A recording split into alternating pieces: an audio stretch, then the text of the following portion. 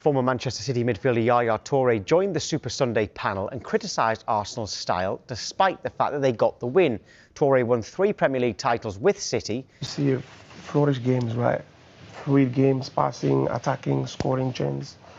Well, at the end of the day, we see 3 goals by set pieces. For a derby, it'd be strange. Yeah. But does it matter if you're Arsenal and you're just trying to win your first title for 22 years? Yeah, I think so. To be honest, I don't know, but yeah, I think so, because winning today was obviously really important for Arsenal. But as a fan, I want to see more.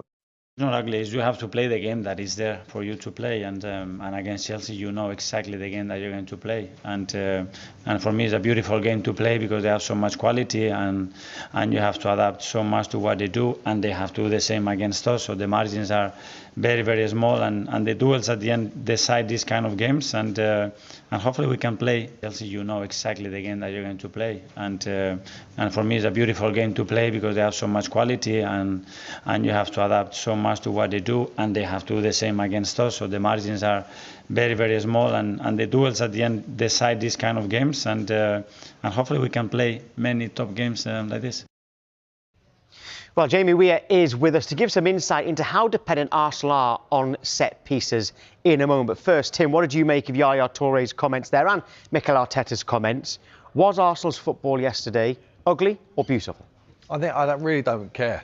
I don't think it matters. You know, if I'm Mikel Arteta, I'm thinking, just need to get the job done. You know, when you win a Premier League title down the years when people never remember it of how you won it. You know, I've never ever been asked in my time, how did you actually win it? Was you beautiful when you won it? Did you play pretty football? Doesn't matter. You know, we scored a lot of goals by digging in from set pieces and holding on. But all you need to do is tally up the points to get more than the opposition.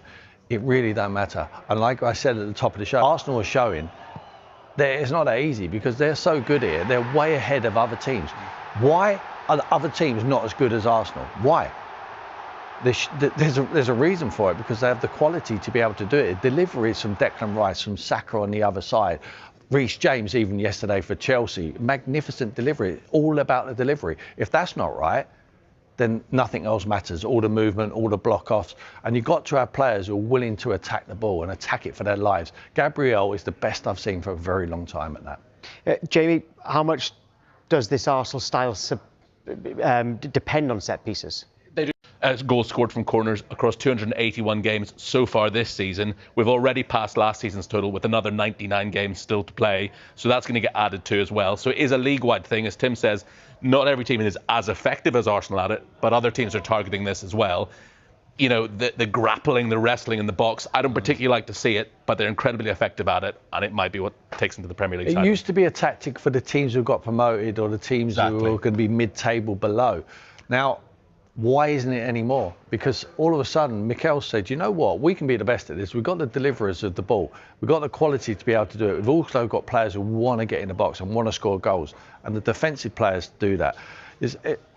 I don't understand why the bottom teams have come away from that, or perhaps they just haven't got the quality.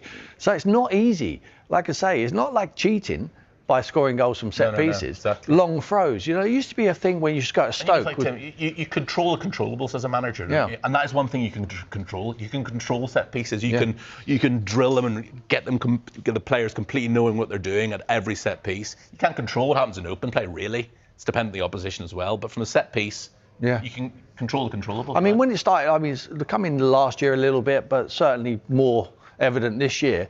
The set piece coach up in the technical area. I used to sit down, say, sit down, mate. It's not your job.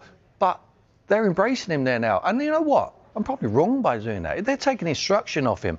He's standing up there. He's making sure they're all prepared. They're all in the right place. And it's like clockwork. Certainly when Arsenal do it. And Chelsea are very good at it as well. Now, defending set pieces, Chelsea are struggling at the moment. Now they have to address that because it's the same coach who does the attacking and defending set pieces. So perhaps the Chelsea one, the guy there needs to address the defensive side. I think Arsenal have got it locked down on both sides. To Tim's point on set piece coaches, Tom, Liverpool, for the first half of this Premier League season, ranked 20th in terms of goals scored from set pieces.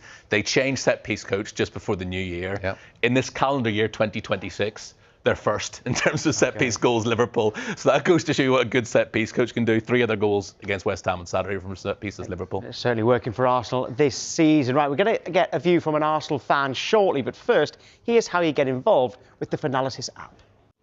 Right, we are joined by Arsenal fan Nick Caramanlis now. Good morning to you, Nick. Do you care about whether you're playing beautiful football or ugly football? Not at all. Listen, we were playing amazing football under Arteta a few years back. We didn't get over the line, and all we heard was we're bottlers. If it means finishing top, you can bore the life out of me. I really don't care. Thing is, we've actually had plenty of games where we've won and not relied on set pieces even in the last few weeks, like Spurs recently.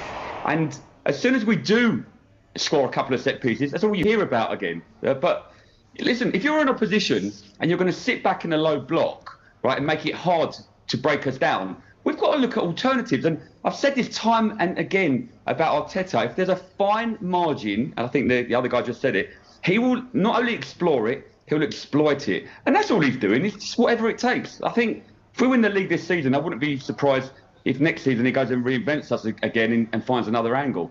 Are you even, like, I'm not convinced that you're playing ugly anyway. I haven't got any problem with your style of play. What is your opinion on it? No, I mean, look, yesterday I was sitting at the game. I didn't even consider that, because maybe when you don't hear the commentary, you don't hear the pundits talking, you know, and you're there and you've got skin in the game and there's nerves, and you don't hear the pundits talking, you know, and you're there and you've got skin in the game and there's nerves, all you just see is a game, you know, and yeah, we scored by set piece, so did they. But listen, they've got players like Reece James. Why would you not exploit that? And he's got one of the finest deliveries in the game, and they scored from a corner from it and actually caused us a lot of problems. So I didn't see it that way at all myself. Nick, when you go back to when you was winning Arsene Wenger, he would never have adopted this. It doesn't bother you that it's not the Wenger style, does it? You're winning more like George Graham than you are Arsene Wenger. Yeah, do you know what, Tim? Do you know, not at all. And the thing is, and I like that from the Arsenal fans. We're going to get criticism from them regardless of what we do. We just, you know, we're the most vociferous fans. We're going to rub people up the wrong way. Right? So that's a given. From our point of view, I'm more worried about our own fans, because you've seen other clubs, right? I'm going to talk about some of our neighbouring clubs now, right? Like West Ham. They didn't like the way they played, got rid of Moyes. Spurs didn't like the way Mourinho played, got rid of him. How's that going for you now? You know, so I'm just happy that our fans aren't getting on the manager's back about playing that way, because the fact is we're top of the league. Yeah. Well, that's the thing. We could be here talking this morning about the fact that you've dropped points and Manchester City have closed the gap. We're not. So whatever you're doing is working. Yeah, look, it was a much needed win. Look, after the Wolves game, it was important to get 2 wins out of the London derbies. If we'd won at Wolves, for example, and then drawn to Chelsea, there wouldn't have been as much noise, I think. So it's all the same points. So I am very happy. I will say, though, I'm still concerned by the way we're seeing out games at the moment, but that's another thing. I think I've always said that it's harder for the London teams to win because of the derbies. I think that's done now, isn't it? Is there no more London derbies coming? Yeah, that is done. Do you know what, Tim? I think it's all a matter of, it doesn't matter who you play, it's the timing you play them. I mean, look at Wolves. We were berated for dropping points. Yeah. And then they go and beat Villa the next week. So we're playing a Wolves who are very different now to what they were maybe 2-3 months ago. So it's not exactly the London derbies I'm worried about. It's when you're playing them. Like, for example, we have got West Ham and we have got Palace still, right? And Fulham. And Fulham. Oh, you got loads to come. Yeah, I mean, you're finished. Yeah, so we're playing a Wolves who are very different now to what they were maybe 2-3 months ago. So it's not exactly the London derbies I'm worried about. It's when you're playing them. Like, for example, we have got West Ham and we have got Palace still, right? And Fulham. And Fulham. Oh, you got loads to come. Yeah, I mean, you're finished. Yeah, and also it's the timing. Like, are West Ham going to be clinging on for Premier League survival? Wolves clinging on. Sorry, not Wolves. Palace. Fulham. Yeah, Palace clinging on for Premier League survival. And look, hopefully, you know, Spurs as well. Yeah, I thought you might get that one in there. I've had a voice note, by the way, from Stu on ugly or beautiful. I don't really think it matters if Arsenal win ugly or pretty, as long as they win. I mean, nowhere at the end of the season is it going to say in brackets, ugly, if they do win the title. And I don't think any Arsenal fans are really going to care. Yeah, I think that's what we're finding out from Stu. Were Chelsea any different to you yesterday in their style of play? Right, listen, they've got to do what they've got to do. Chelsea came to be competitive, and like I said, if you've got someone like Reece James on your books, you're going to put set pieces in and crosses in. So they came to be competitive, and they were. I don't care how we do it this season, and I think Chelsea will be the same. They came and they were, as usual, quite combative, and obviously they got a red card at some point. I kind of had the feeling they would. Arsenal, Chelsea, Tottenham, Chelsea, they're always kind of quite, like you said, London derbies, they're quite feisty.